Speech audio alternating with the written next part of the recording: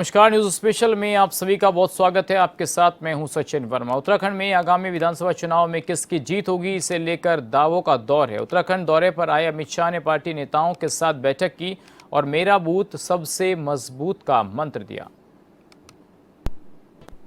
उत्तराखंड के हरिद्वार दौरे पर आए केंद्रीय मंत्री अमित शाह ने जनसभा को संबोधित करने के बाद पार्टी नेताओं के साथ बैठक की और दिशा निर्देश भी दिए। बैठक के बाद प्रदेश अध्यक्ष महेंद्र भट्ट सहित पार्टी के तमाम नेताओं ने आगामी विधानसभा चुनाव में जीत का दावा किया। तो चलिए, ये बड़ा सवाल है कि गृह मंत्री अमित शाह जो हैं वो हरिद्वार के दौरे पर थे, तो उनके इस दौरे को किन मायनों में काफ़ी अहम माना जा रहा है। एक तरफ तो उन्होंने एक कार्यक्रम को संबोधित किया जिसमें तमाम प्रदर्शनी राज्य सरकार के द्वारा लगाए गए उसका अवलोकन किया और इसके अलावा कुछ प्रमाण पत्र भी बांटे नागरिकता के, और साथ ही एक संगठन की सरकार के तमाम मंत्रियों की और जो संगठन है उत्तराखंड का उसकी मीटिंग भी हुई है। और एक बार फिर अमित शाह ने उस मंत्र को दोहराने का काम किया कि मेरा बूथ सबसे मजबूत, क्योंकि अगर बूथ मजबूत होगा तभी क्षेत्र के अंदर पार्टी की मजबूती जो है वो उभर कर सामने आएगी। इसके अलावा गृह मंत्री की मौजूदगी में जो कोर कमेटी की जो अहम बैठक हुई है उसमें तमाम चीज़ें निकलकर सामने आ रही हैं। बैठक में अमित शाह ने बीजेपी नेताओं को जीत का मंत्र दिया। अमित शाह ने नेताओं को कहा कि मेरा बूथ सबसे मजबूत जो मंत्र है उस पर ही काम करना है और यही मंत्र उत्तराखंड में तीसरी बार सरकार बनाने का काम करेगा।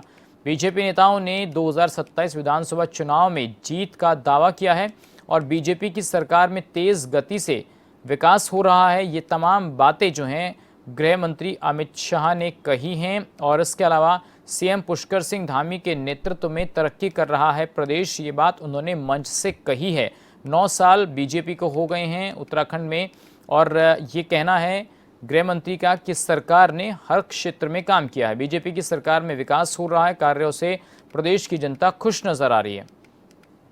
तो सवाल यह है कि आखिर इस दौरे को किन मायनों में अहम माना जा रहा है, क्योंकि बैठक में जीत का मंत्र दिया। 2 बार लगातार सरकार बना चुकी है बीजेपी, 2017 में, 2022 में, लेकिन अब 2027 का चुनाव है तो उसमें बीजेपी क्या मुद्दा लेकर जनता के बीच जा रही है और इसके अलावा क्या मंत्र जो है आने वाले वक्त में और फूकने का काम होगा, क्योंकि केंद्रीय गृह मंत्री अमित शाह 2 बार हरिद्वार का दौरा कर चुके हैं। 7 मार्च को उन्होंने जो अभी लेटेस्ट जो दौरा किया है हरिद्वार का, उसमें धामी सरकार के 4 साल पूरे हो गए थे। उसके उपलक्ष्य में एक कार्यक्रम आयोजित किया गया था जिसका नाम जन जन की सरकार 4 साल बेमिसाल, ये इस कार्यक्रम का नाम था। इसमें शामिल होने के लिए केंद्रीय गृह मंत्री आए थे और इसके अलावा अमित शाह ने आगामी 2027 के विधानसभा चुनाव के लिए अभी से कमर कसने का आह्वान किया है। उन्होंने कार्यकर्ताओं को तमाम दिशा निर्देश दिए और विजय का संकल्प जो है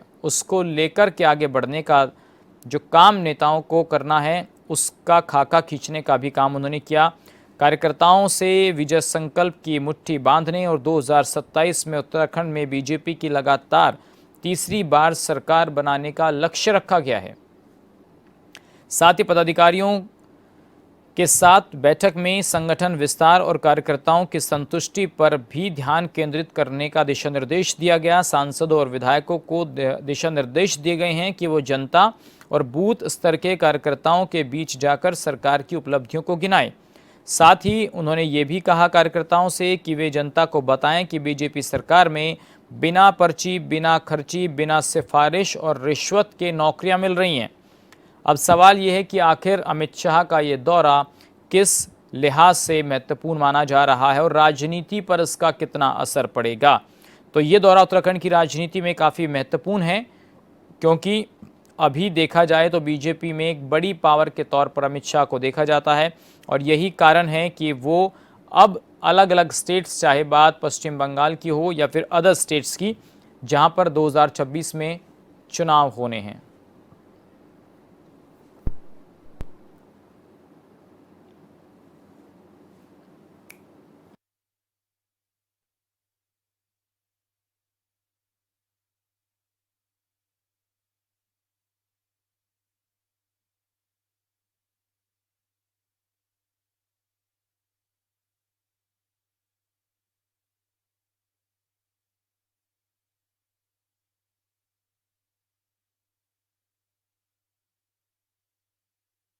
गया है और अमित शाह ने साफ कर दिया है कि 2026 में बंगाल और तमिलनाडु जीतने के बाद 2027 का जो चुनाव होगा यानी उत्तराखंड में देवभूमि में यहीं से शुरुआत होगी और इस वर्ष की शुरुआत अमित शाह चाहते हैं कि जीत के साथ हो। लेकिन इससे भी महत्वपूर्ण उनका ये बयान माना जा रहा है क्योंकि जब वो आए और अपना भाषण उन्होंने दिया तो धार्मिक और सांस्कृतिक कार्ड भी उन्होंने खेलने का काम किया, चाहे बात धार्मिक केंद्र से उन्होंने यूसीसी की कही हो या फिर सीएए यानी घुसपैठियों को निकालने जैसे मुद्दों को हवा देकर अपने कोर वोट को मजबूत करने का काम किया हो, उसका प्रयास किया हो।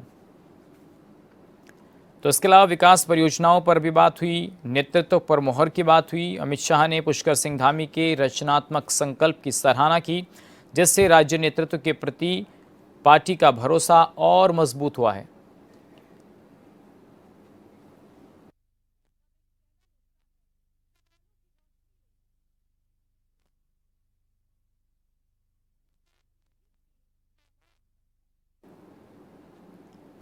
और चलिए उधर बेटी बचाओ बेटी पढ़ाओ अभियान के 11 साल पूरे हो गए हैं। अंतर्राष्ट्रीय महिला दिवस के अवसर पर कार्यक्रम हो रहा है। मुख्यमंत्री नायब सिंह सैनी ने इसमें शिरकत की है। भारत माता की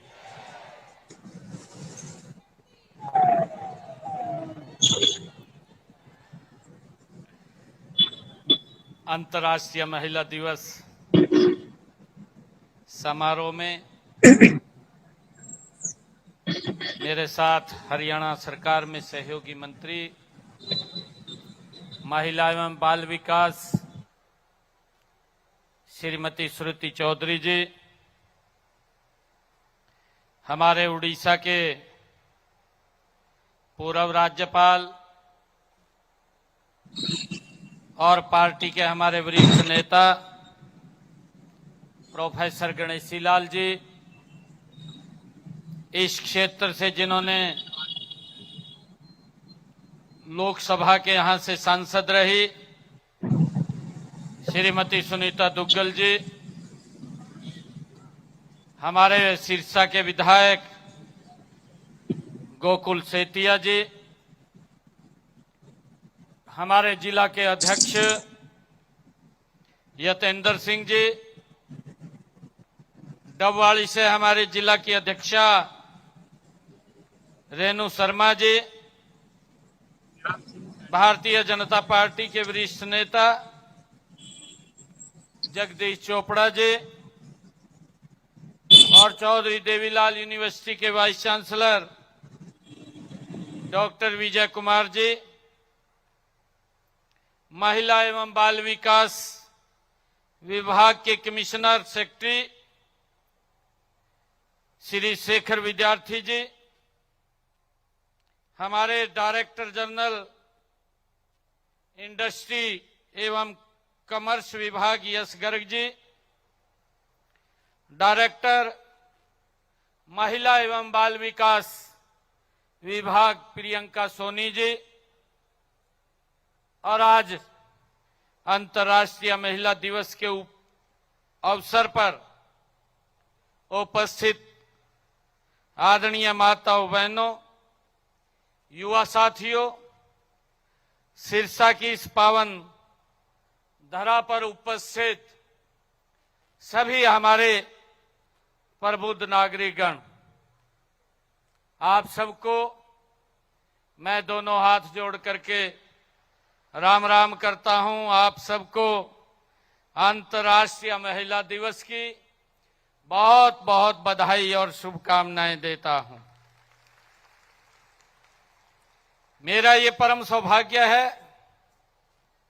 कि आज मुझे सिरसा की तो नहीं होने का इस हटा दूं, पवित्र नगरी, छुट्टी होगी क्या? जहां पर हेलो, नारी शक्ति के इस समारोह में आज मुझे आने का अवसर मिला है।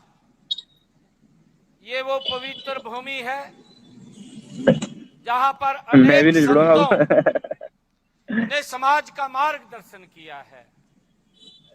ये क्या वो गेस्ट पवित्र में बड़े भूमि मुश्किल से है जुड़ते हैं सच में।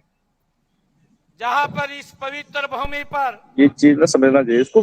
दशमेश पिता श्री गुरु गोविंद सिंह जी ने भाईचारे, एकता को मजबूत करने के लिए यहां शुरू किए गए होला मोहल्ला का आज यहां शुभारंभ जो हुआ है। तो आपने सुना किस तरीके से यहाँ पर हरियाणा के मुख्यमंत्री नायब सिंह सैनी जो हैं वो कार्यक्रम को संबोधित कर रहे थे, जो कार्यक्रम है बेटी बचाओ बेटी पढ़ाओ, और उसे 11 साल पूरे हो गए थे, उसके उपलक्ष्य में ये कार्यक्रम रखा गया था।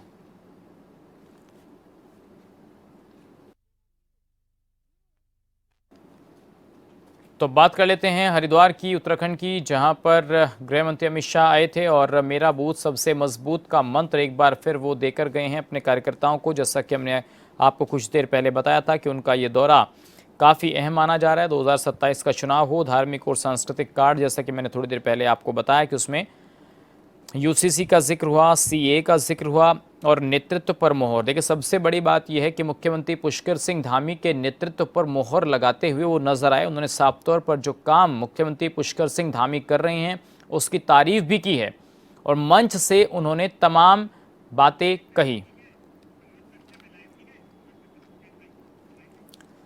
और चलिए इसी पर बातचीत करेंगे कि आखिर गृह मंत्री अमित शाह का यह दौरा किन मायनों में अहम है और क्या इसको माना जाए कि 2027 का शंखनाद अब हो चुका है उत्तराखंड की पावन धरती से। बातचीत की शुरुआत करेंगे, हमारे साथ कुछ खास मेहमान जुड़ेंगे, बीजेपी कांग्रेस के प्रवक्ता भी जुड़ेंगे, लेकिन सबसे पहले बात अपने सहयोगी मनोज कश्यप से कर लेते हैं, वो हमारे साथ जुड़ गए हैं। मनोज, जिस तरीके से मंत्र फूकने का काम अमित शाह ने किया और एक पूरा बैलेंस सिस्टम बनाया गया था जिसमें सरकार के कार्यक्रम में भी शामिल हुए और उसके बाद पार्टी के नेताओं से मुलाकात की, एक नब्ज टटोलने की कोशिश की, और क्या मंत्र देकर गए हैं अमित शाह?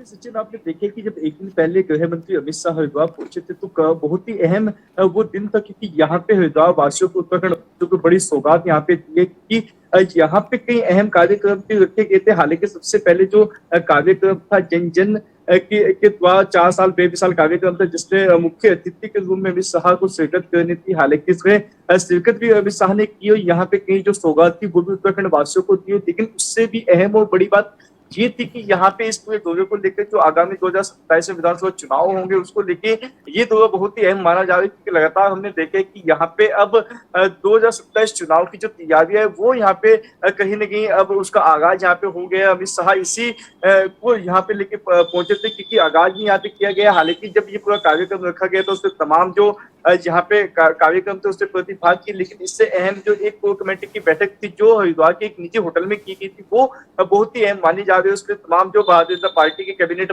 मंत्री थे वो भी उसमें बैठे थे और साथ ही साथ जो जिला अध्यक्ष थे हरिद्वार के वो भी उसमें शामिल हुए थे। यानी कि साफ तौर से कहा जा सकता है कि ये पूरा चुनावी माहौल एक तैयार किया गया 2027 को लेकर। अमित शाह ने भी इसमें तमाम जो बातें हैं वो सबसे पहले इस बात को कहते हुए सुनाई दिए थे कि मेरा बूथ सबसे मजबूत। हमेशा हमने देखा कि जो भारतीय जनता पार्टी होती है वो इसी के ऊपर फोकस रखती है कि भारतीय जनता पार्टी इस बात को बहुत भली बात समझती है कि जब बूथ मजबूत होगा तभी आपके जो तमाम जो वोटर होंगे वो आपसे जुड़ पाएंगे। जो आपके तमाम जनप्रतिनिधि है जब वो जनता के पीछे पहुंचेंगे और अपने बूथ को मजबूत करेंगे तो तमाम जो वोट है वो कहीं ना कहीं बीजेपी के पक्ष में जाएगी। यानी कि अब जो है जो यहाँ पे अमित शाह का जो भाषण हुआ था उसमें भी कई अहम बातें कही गई थी, चाहे वो यूजीसी के कानून को लेके हो या फिर जिस तरीके से साफ तौर से अमित शाह ने ये बात भी कही कि उत्तराखंड में जो है 2027 में कुंभ होने वाला है। हरिद्वार का जो कुंभ है वो पूरी दुनिया में जो है। ठीक है मनोज, आप बने रहिए हमारे साथ कांग्रेस के प्रवक्ता भी जुड़ गए हैं।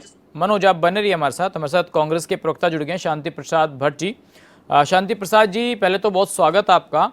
और सर, सवाल अमित शाह के दौरे को लेकर है। तो जब मैं हरीश रावत जी का बयान सुन रहा था तो उन्होंने कहा कि भाई विकास की बात करना ठीक है, उसका स्वागत है, लेकिन राजनीति में भटकाना सही नहीं है। और उन्होंने ये भी कहा कि जनता ने बदलाव का मन बना लिया है। कांग्रेस आरोप भी लगा रही कि हम तो प्रदर्शन कर रहे थे, मिलने नहीं दिया गया अमित शाह से। तो सर मैं पूछ रहा हूं कि आप स्वागत कर रहे हैं विकास की बात का, यानी कि ये मान लिया जाए कि सरकार विकास कर रही है, दूसरा राजनीति में भटकाना सही नहीं है, इससे क्या मायने है सर? देखिए, आपके सभी दर्शकों को मैं प्रणाम करता हूं और माननीय गृह मंत्री का ठीक है, माननीय गृह मंत्री उनका अभिनंदन है, स्वागत है। लेकिन उत्तराखंड की जो पवित्र भूमि है और उसमें भी हरिद्वार जैसी पवित्र भूमि जिसको हम हमेशा प्रातः स्मरणीय भूमि है, सर माथे पर रखते हैं, माँ गंगा की पवित्र स्थली, और कहते हैं यहाँ अमृत छलका था। जी। और वहां पर आकर गृह मंत्री जी जिस तरह की भाषा का प्रयोग करते हैं वो पूरी देश दुनिया ने सुना, जो कि देवभूमि उत्तराखंड के लिए अच्छी नहीं कही जा सकती है। जी। मतलब उन्होंने इस तरह की भाषा का प्रयोग किया, आप सबने सुना होगा ए ओ, ये भाषा मतलब एक गृह मंत्री को शोभा नहीं देती है। और हरिद्वार जैसी धरती में अगर आकर कोई झूठ बोले तो दुनिया में माफी मिल सकती है, लेकिन माँ गंगा के तट पर आकर कोई झूठ बोले तो आप समझ सकते हैं कि उसकी सजा क्या होगी। मैं समझ नहीं सकता कि माँ गंगा माफ करेगी या नहीं करेगी। जिस तरह से माननीय गृह मंत्री ने, जो भारतीय जनता पार्टी के वरिष्ठ नेता है, उन्होंने जिस तरह से झूठ बोला है, 9 साल ये पूरा प्रदेश बदहाल रहा है, किसी से छुपा हुआ नहीं है। उन्होंने रोजगार की बात की तो मैं उन्हें याद दिला दूं, हाकम सिंह इन्हीं के राजकाज में पनपा हुआ है, पेपर लीक इन्हीं के राजकाज में हुआ है। 9 हिमालयी राज्यों में महिला हिंसा के मामले में उत्तराखंड पहले नंबर पर है। तीर्थ की मर्यादा को भंग इन्होंने किया है। खनन का जो पूरा गोलमाल चल रहा है, लोग बजरी भाई तक लोगों को कहने लगे हैं। त्रिवेंद्र रावत जी ने तो खुद लोकसभा में ये मामला उठाया है, इन्हीं के सांसद है। अंकिता भंडारी हत्याकांड को हम भूले नहीं है। ऐसे ऐसे मामले हैं कि गृह मंत्री जी शायद इन सब मामलों पर मिट्टी डालना चाहते थे।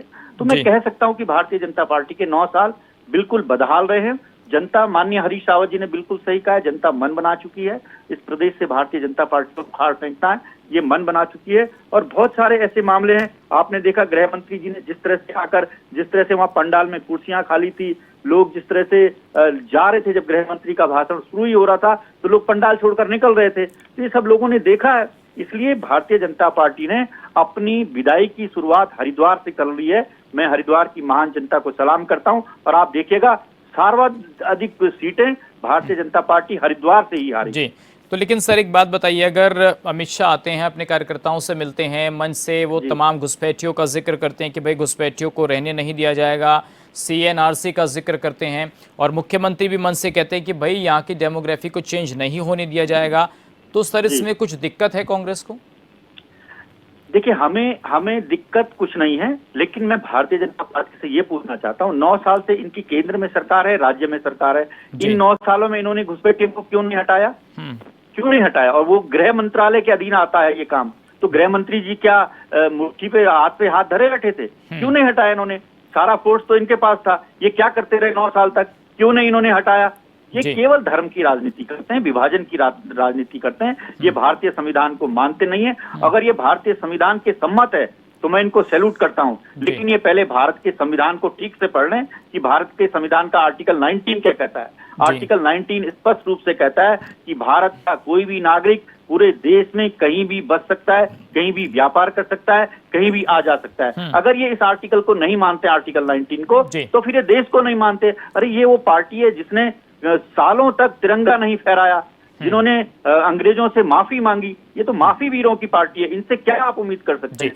तो शांति प्रसाद जी, आप एक बात बताइए, आपने कहा कि आर्टिकल 19 जो है वो देश के नागरिक को ये इजाजत देता है कि वो जाकर कहीं भी बस सकता है, लेकिन सर मुख्यमंत्री यही तो कह रहे हैं कि भाई कोई भी कहीं भी नहीं आकर बसेगा उत्तराखंड में। वो ऐसे लोगों को चिन्हित कर रहे हैं जो काल नेमी हैं और पहचान छिपाकर यहाँ रह रहे हैं, और वो ये कहते कांग्रेस तो चाहती ही ऐसे लोगों को बसाना उत्तराखंड में। देखिए, काल नेमी की परिभाषा आदरणीय पूज्य हमारे जो ज्योतिर्मठ के हमारे पूज्य शंकराचार्य हैं, स्वामी अभिमुक्तेश्वरानंद सरस्वती जी महाराज ने अच्छी तरह से भारतीय जनता पार्टी को काल नेमी की परिभाषा बता दी है।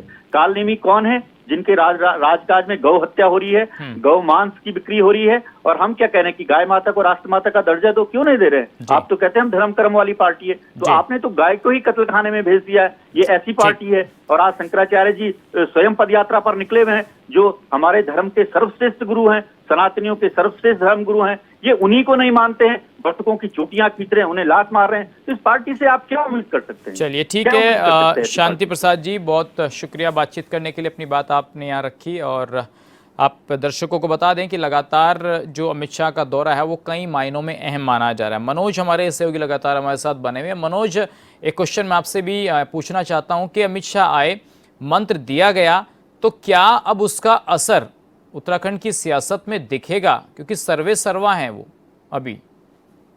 बिल्कुल देखिए, जिस तरीके से अमित शाह ने यहाँ पे कोर कमेटी की बैठक की है, तमाम कैबिनेट मंत्री और मुख्यमंत्री पुष्कर सिंह धामी भी यहाँ पे शामिल थे। हालांकि यहाँ पे कहा गया है कि अपना बूथ सबसे मजबूत वाला जो एक जीत का मंत्र होता है, क्योंकि हम लगातार देखें कि अमित शाह इस मंत्र को दोहराते हुए नजर आते हैं, लेकिन इसका असर अब ये देखना होगा कि किस तरीके से देखा जाएगा। हालांकि बीजेपी की जो राह है वो हरिद्वार में बिल्कुल जो है कठिन होने वाली, क्योंकि यहाँ पे हरिद्वार की कई विधानसभा ऐसी, क्योंकि चाहे मंगलोर विधानसभा की बात कर लेते, झबरेड़ा विधानसभा की बात कर लेते, या फिर भगवानपुर विधानसभा ऐसी कि लगातार यहाँ पे कांग्रेस की जीत हुई है। हालांकि झबरेड़ा की जो विधानसभा है वहां पे कांग्रेस ने इस बार जीत दर्ज कराई थी, लेकिन कहीं ना कहीं जो भगवानपुर मंगलोर विधानसभा ऐसी जहां पे आज तक कांग्रेस ने जो है अपनी जीत जो है लगातार दर्ज कराती आई है, लेकिन बीजेपी यहाँ पे एक बार भी अपनी सीट पर कब्जा नहीं कर पाई। लेकिन इससे भी अलावा जो यहाँ पे ज्वालापुर जहाँ पे बीजेपी की जो विधायक थे वो कहीं ना कहीं यहाँ पे हार गए, तो यहाँ पे कांग्रेस ने अपनी जीत दर्ज कराई थी। तो ऐसे में कहीं ना कहीं हरिद्वार में ही एक बड़ी चुनौती भाजपा जनता पार्टी के लिए है। जिस तरीके से लगातार यहाँ पे